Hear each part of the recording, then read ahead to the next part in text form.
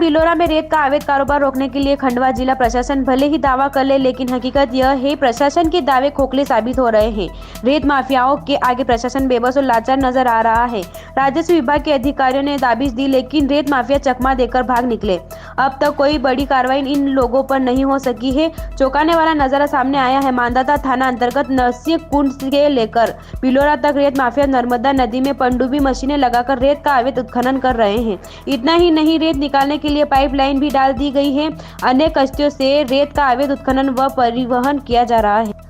एक दिन में लाखों रुपए की निकाली जा रही है रेत। पनडुब्बी यानी कि वो मशीन जिससे नदी की तलहटी से अवैध रूप से नियमों को ताक पर रखकर रेत निकाली जाती है। ऐसी पनडुब्बियां नर्मदा नदी में थापना एवं ग्राम बिलोरा के रेत माफियाओं के द्वारा कई जगह लगा दी गई है। प्राप्त जानकारी अनुसार एक पनडुब्बी मशीन तैयार करने में 4 से 6 लाख रुपए की लागत आती है।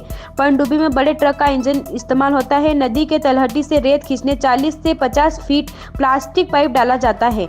इंजन के दूसरे सिरे पर रेत फेंकने के लिए सैकड़ों फीट लंबी पाइप लाइन लगाकर रेत घाट तक पहुंचाई जाती है। पाइप लाइन के नीचे लोहे की ड्रम को बांधा जाता है ताकि रेत के वजन से पाइप नदी में न डूबे। इंजन में हेवी पंखा लगाया जाता है जो पानी के तल से रेत खींचता है। रेत खींचने के लिए पनडुब्बी को नाव पर रखकर गहरे पानी में ले जाते हैं। यह मशीन में सुबह से शाम तक 10 से 12,000 फीट रेत खींची जा सकती है। नर्मदा नदी में मशीनों से उत्खनन पर एनजीटी की है रोक। नेशनल ग्रीन ट्रिब्यूनल कोर्ट ने नर्मदा नदी में रेत उत्खनन करने के लिए किसी भी प्रकार की मशीन, पोकलेन, पनडुब्बी, बुलडोजर सभी पर रोक लगा रखी है।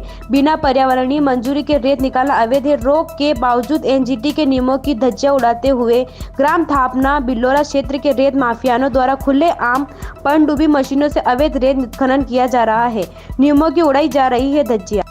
मध्य प्रदेश में नर्मदा नदी में सरकार ने मशीनों से रेत उत्खनन पर रोक लगाई है। राज्य सरकार द्वारा मध्य प्रदेश रेत खनन, परिवहन, भंडारण एवं व्यापार नियमन 2019 में संशोधन की अधिसूचना में इसके प्रावधान किए गए हैं।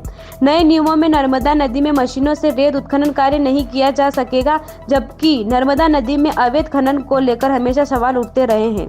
नर्मदा नदी के लिए यह किए गए प्रावधान। रेत खनन के लिए जारी हुए नियमों में प्रावधान किया गया है कि नर्मदा नदी में रेत उत्खनन के लिए मशीनों का उपयोग नहीं किया जाएगा। इसमें नर्मदा नदी में जैव विविधता को बरकरार रखने की कोशिश की जाएगी। नर्मदा नदी में स्वीकृत रेत खदानों में मशीनों के उपयोग को पूरी तरह से प्रतिबंधित करने का प्रावधान किया गया है। नियमों में यहाँ भंडारण भी मशीन से करने की इजाजत नहीं दी गई है। नर्मदा के अलावा बाकी नदियों में मशीन से खनन की अनुमति होगी, हालांकि इसके लिए जरूरी अनुमतियां लेनी होती है। सिंधु अवैध उत्खनन करने वाले वेब माफियाओं को किसी अनुमति की कोई आवश्यकता नहीं होती है, क्योंकि चोर चोर मोसेरे भाई हाँ के स्थान अधिकारियों सहित खनिज अधिकारियों की मिलीभगत के बगैर इस तरह मशीनों को लगा खनन नहीं किया जा सकता है। अधिकारियों की जानकारी में है कुछ राजनीतिक दबाव, कुछ मिलीभगत, खुलेआम अवैध खनन का घोरक धंधा चल रहा है। ग्राम पंचायत बिलोरा के प्रदीप शैलेंद्र ठाकुर, सोलंकी, गोवर्धन प्रजापति ने कलेक्टर सहित उच्च अधिकारियों को शिकायत के बावजूद भी कार्रवाई नहीं होने पर अब जन सुनवाई में आवेदन देने की बात भी कही है।